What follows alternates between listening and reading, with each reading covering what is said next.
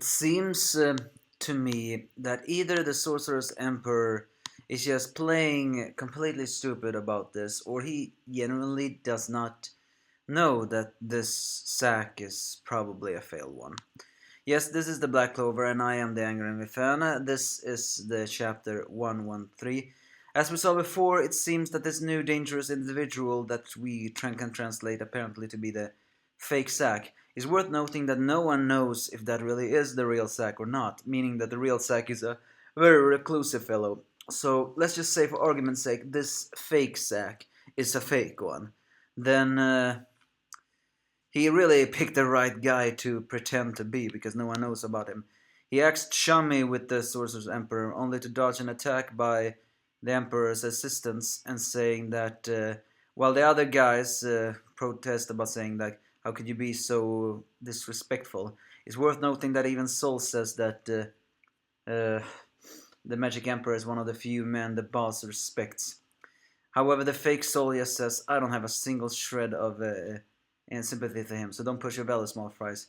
He then wants to shake Asta's hand, but instead just puts a very smelly insect into the hand when he squeezes.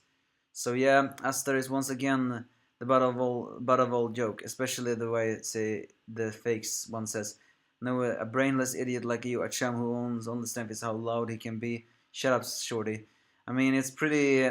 If you ask me, those are pretty accurate criticisms of Asta.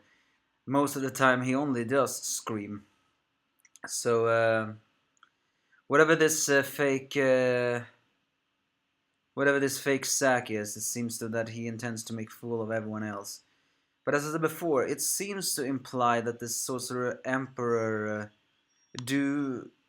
I mean, he makes a pretty as that mean.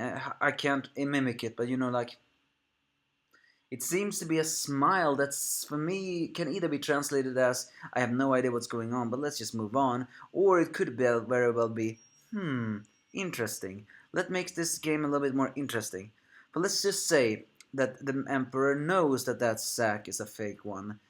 Then maybe he humors him because he wants to see how well the Magic Knights can adapt into these dangerous situations. We cannot forget that there is still a mole in the Magic Knights. So maybe he will use this to see if the Magic Emperors can prepare against a very mole attacking. Who knows? I mean, as I said before, that smile can be translated anywhere. Either way, we are treated to some team, and one team is actually kind of interesting. It's Team P. Who are those two? Well, it's Juno and Noelle, who both do not think so highly of themselves. Especially like Juno saying like, I'm with this noisy girl who's always hanging around Aster, and I'm on the same team as the expressionless guys from Aster's childhood. You know what makes that team so funny? Both Noelle and Juno has been criticized as being satellite characters. You know, those kind of characters that don't really have any development except on surrounding one character. So it's pretty funny that those two are the ones who can team up. Are we gonna see some side moments for them? Nah, they don't look like characters that will change that much.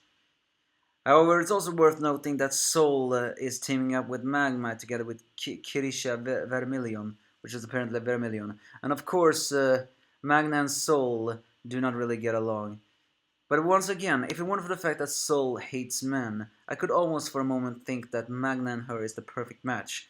Why? Well, because Sol is foul-mouthed, so is Magma. She is hot-blooded, so is Magma. Magna always screams, so does she. And not only that, but they insult each other as soon as they see. So yeah, they seem to have. For me, that seems to be either the slap kissing ones, but I doubt it, because well, either Sol is a man hating lesbian, or she's just a very strong feminist. Who knows? Either way, Luck is teaming up with Klaus, unfortunately, while Finral, together with Leopold, is teaming up with that fat bastard Jamon.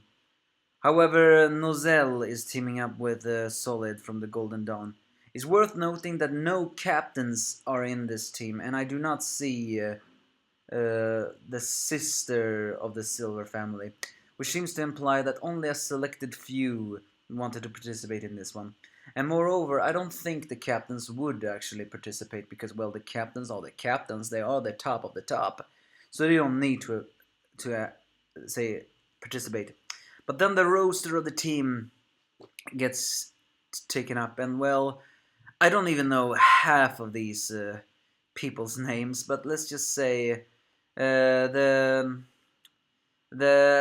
Asta team is together with Mimosa and Shax are facing the Cartas and Rick and Forti, while the Leopold team with Finral and Jamon is facing someone called Borgia, Carl, Gaston, and well, let's see now here. The Luck and Klaus team with Paul is facing the Rob, Francis, and Winston. Oh, seriously? Oh, sorry, sound distracted me. The Soul and Magma together with Kirsch team is meeting someone called Sect Adrian Willie. However, it's the Noelle team that is actually the most interesting here. Because Juno, Noelle, and N is facing Sandler and Solid with Dimitri. Yeah, Noelle wanted to surpass her family. She's gonna do that on the first round. Now that is something I'm looking forward to see. Finally, Noelle can kick that arrogant guy's ass. Um, However, also Finral mentions that if his team wins their first round, they're gonna face off against the Rangils, who's also participating. So yeah, the round 1 starts to attack the crystals. And of course the fake sucks just becoming very much teasing when. It's worth noting that Mimosa is treating everyone a little politely.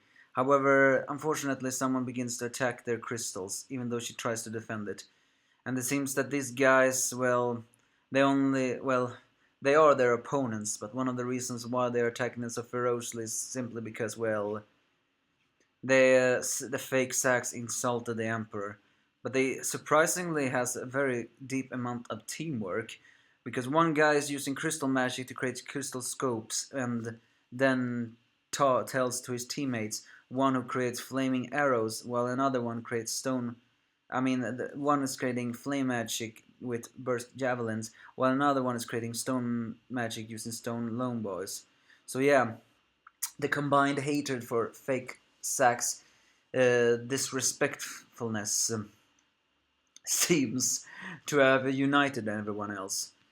Unfortunately, though, it seems that Astad's team is facing some very deep problems as soon as they turn to the fake Sax suddenly starts sleeping, and even Mimosa, while still having a very beautiful smile, is noticeably pissed. Now that is a scene. They are inevitably in a pinch, and I'm just saying, how in the hell is this fake Sax gonna help? As I said in the last video, is the fake Sax the supposed antagonist of this arc, or is it just someone who is messing around? I mean, right now he seems to be an extremely big messer, so how they're gonna get him to cooperate, I just can't see that. Although the way that Mimosa is angry despite smiling, something tells me she is not to be trifled with if you make her angry, because there's no one more dangerous than someone who is so unfairly polite and then gets angry. As I said before, the only other teams that for me sounds interesting is the Noelle team. Will Juno and Noelle start to talk each other? I mean, their entire characters moves around their respective characters. Noelle for her crush on Asta, and well, Juno because he's the childhood friend of Asta. So are they basically just gonna say we're gonna become our own characters, or are they gonna team up? I mean, who knows? Wouldn't it be fun if they turn out to become good friends? Because Juno, although even though he values teammates, he is just like Noelle says he is an expressionless guy, and Noelle is kind of noisy, although not as noisy as Asta. She's a little bit like that. But yeah, there were some fair criticism of Asta here being so very loud. But however this is gonna happen, who knows? But it's pretty funny to see an opposite team teaming up against each other just because they have one combined hatred. I think maybe that's the key to win everything else. Oh yeah, I also forgot something else that is interesting about the Noelle team. it also has that arrogant guy that also hates Yuno. So yeah, that is definitely worth watching.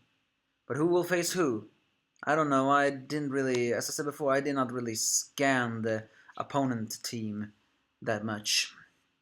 But if everything works like it should, then interesting opponents will face interesting opponents. And there will, in the end, only be one semifinal team. And who will that semifinal team be? I don't know. You give me your thoughts if you have any.